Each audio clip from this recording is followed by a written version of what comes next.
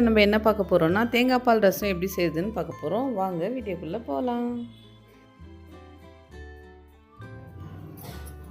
ஒரு தக்காளி, 3 பச்சை மிளகாய், கொஞ்சமாக கருவேப்பிலை,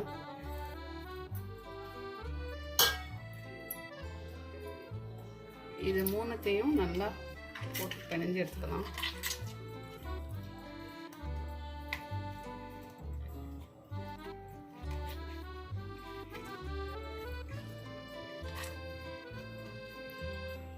பாருங்க, இது எல்லாத்தையும் நல்லா பிணைஞ்சிக்கணும்.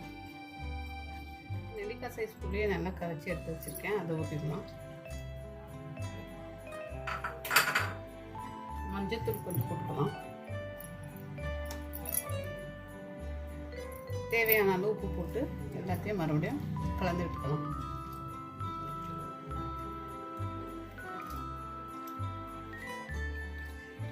இதை ஒரு சைடில் எடுத்து வச்சுருவோம்.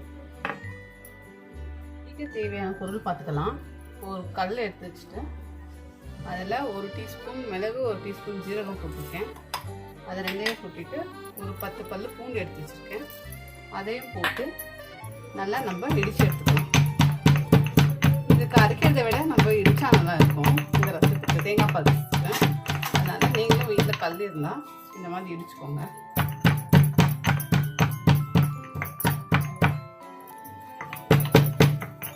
பாருங்கள், எல்லாம் நல்லா இடிச்சாச்சு. இப்போ இது எல்லாத்தையும் ஒரு பவுலில் மாற்றிக்கலாம்.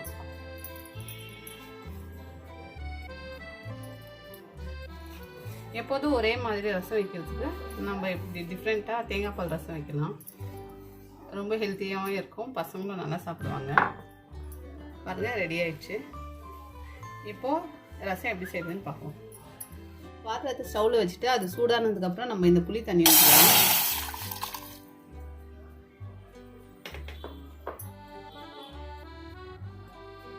கொஞ்சமாக தண்ணி ஊற்றிக்கலாம்.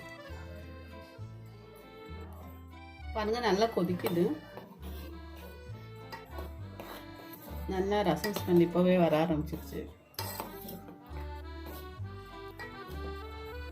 பாருங்க, நல்லா கொதிக்குது. இந்த மிளகு, ஜீரகம், பூண்டெல்லாம் இடித்து வச்சுருக்கோம்ல, அதை போட்டுக்கலாம். அதை போட்டுட்டு நல்லா கலந்து விட்டுக்கலாம். இது ஒரு 2 நிமிஷம் நல்லா கொதிக்கட்டும். இந்த சமயத்தில் அரை மூடி தேங்காவை நல்லா துருவி அரைச்சி பாலாக எடுத்து வச்சுருக்கேன், அதை ஊற்றிக்கலாம். ஊற்றிட்டு இப்போ மிக்ஸ் பண்ணிக்கலாம்.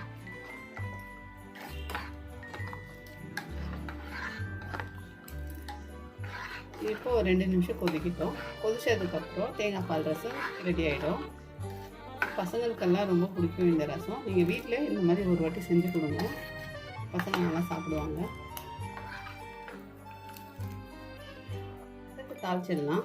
கொஞ்சமாக ஆயில் ஊற்றிக்கலாம்.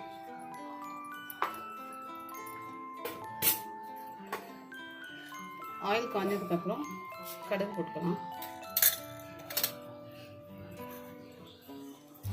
ஜீரகம் போட்டுக்கலாம்.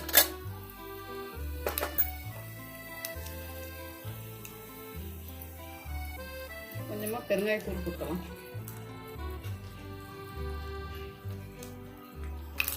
கடுகு நல்லா பொரியுது. இப்போ கருவேப்பிலை போட்டுக்கலாம்.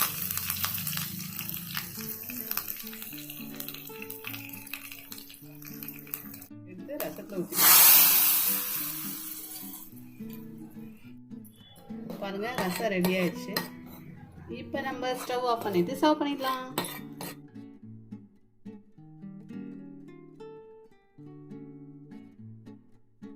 பாருங்க ஃப்ரெண்ட், தேங்காய் பால் ரசம் ரொம்ப நல்லா இருக்குது. சாதத்து கூட சாப்பிட்டா ரொம்ப டேஸ்டியாக இருக்கும். இங்கே பாருங்கள், இந்த மாதிரி வீட்டில் ஒரு வாட்டி நீங்கள் செஞ்சு பாருங்கள். இந்த வீடியோ பிடிச்சிருந்தா லைக் பண்ணுங்கள், ஷேர் பண்ணுங்கள், கமெண்ட் பண்ணுங்கள். தமிழ்நாடு ஃபுட்டீஸ் சேனலுக்கு சப்ஸ்கிரைப் பண்ணுங்கள். தேங்க்யூ.